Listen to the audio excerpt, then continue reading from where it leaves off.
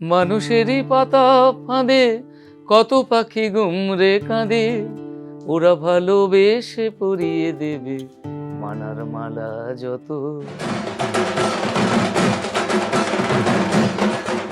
যে সত্যি এই কম্পিটিশনটা যদি না থাকতো তাহলে দুর্গাপুজো আজকে যে জায়গায় তার উত্তরণ ঘটেছে সেটা ঘটা কি আদৌ সম্ভব হতো?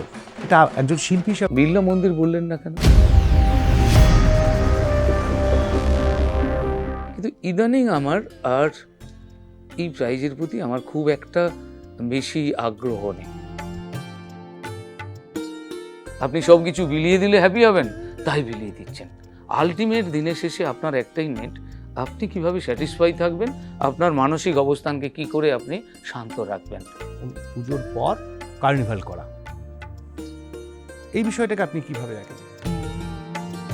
মানে কোটি টাকার পুজোটাও 1,60,000 পেয়েছে, আর যারা 5 লাখ টাকার পুজো করেছে তারাও 1,60,000 পেয়েছে। এটা বোধহয় প্রয়োজন হয়। দেখুন শুনবো তোমায় 14ই জুলাই মঙ্গলবার রাত 9টায় আর প্লাস নিউজ ডিজিটালে।